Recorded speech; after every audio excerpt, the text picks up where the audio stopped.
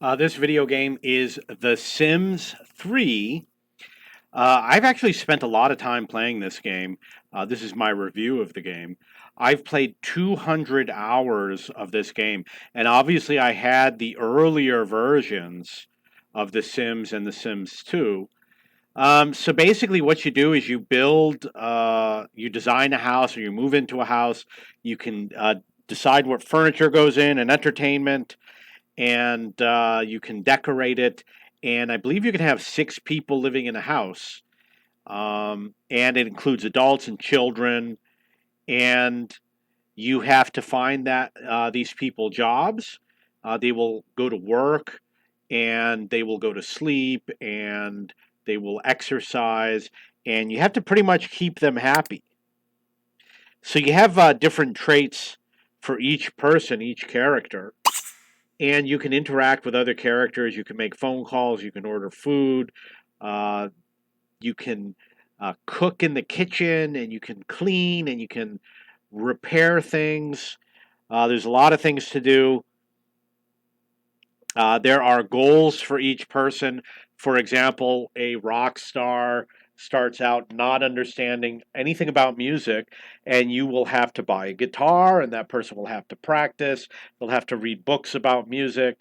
They'll get jobs as a roadie, and then they'll advance up the chain.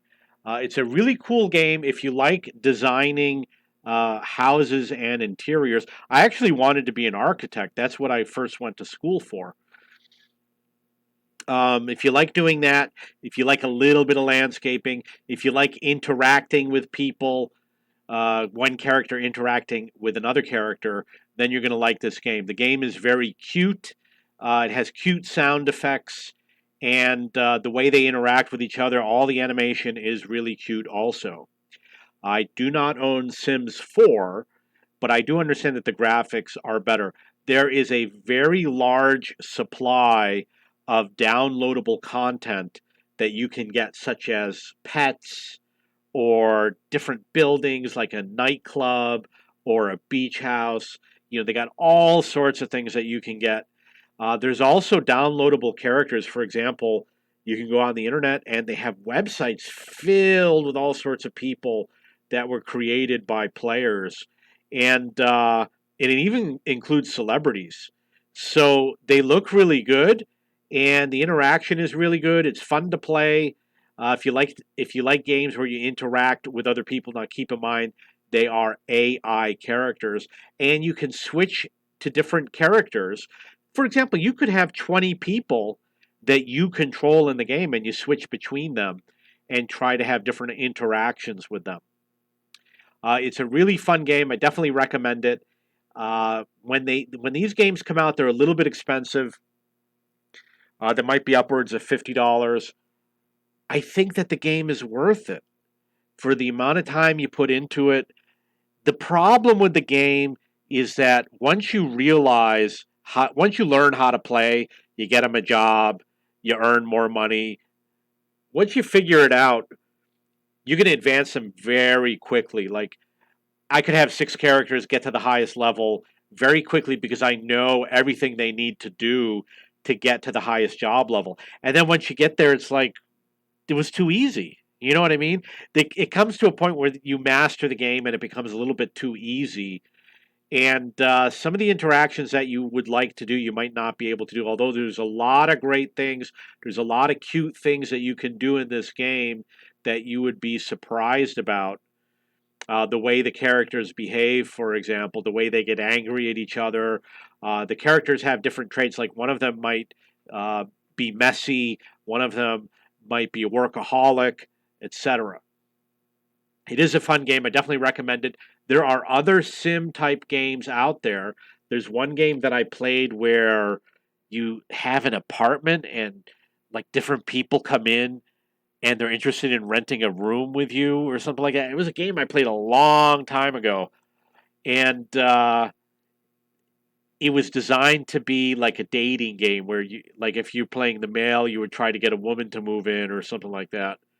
And the first Sims type game I played was called Little Computer People, which was in the 1980s. Shows you how long I've been playing these games. Look up Little Computer People. It was basically a guy living in a house, and he had a cat, and you would ring the doorbell. He would answer the door. You could order him pizza. You could call him on the phone. It was just a cute little game that basically was one of the probably concepts that led to the development of this type of a game. So I really do like this game. It does need a few things. You can actually go out into the town and interact with people. It needs more of a mission other than just progressing through your career. Like a mission could be something like marry. Well, actually, they do have little mini missions. Like something will pop up over here where it says "get married," but the missions that pop up are too easy. It's always something like read a book, watch TV. They don't have complex missions like get married, have 3 kids, or something more adventurous like buy 10 houses, become a real estate mogul, or become best friends with a certain character in the game. Things like that. So it is a little bit boring. They could have done a little bit more in giving them like a side story, is what I would say. So I'm going to look around to see if there are similar games. I will post them in my channel. But for now, this is what it is. This is the Sims 3. I do think it's worth it. I do think you'll enjoy it. If you think that Sims 4 is too expensive, you know what? Just get Sims 3. There's people that they need to have the great graphics. I'm not that type of person. I'm playing, or if you're playing on a laptop and you don't have a powerful processor, you might want to go with Sim 3. It's going to be a lot cheaper. Flitsuka, Darcy, Sugandavi, Quizlav. You can see she's talking with a male boy. Sure. And Degemna. And it is a small town, so you will bump into the same characters over and over again. Okay, if you have any questions or comments, please post below.